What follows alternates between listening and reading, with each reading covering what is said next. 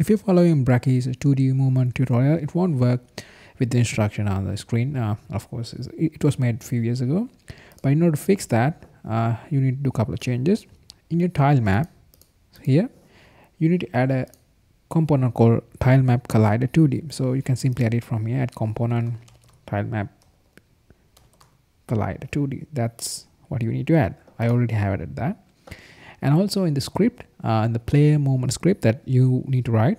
So here Brackeys asks you to like multiply this horizontal move by time dot fix delta time, which is not needed anymore. I think the original script has been changed to not require this one.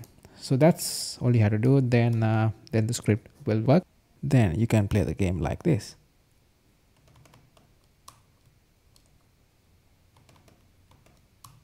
Uh-oh.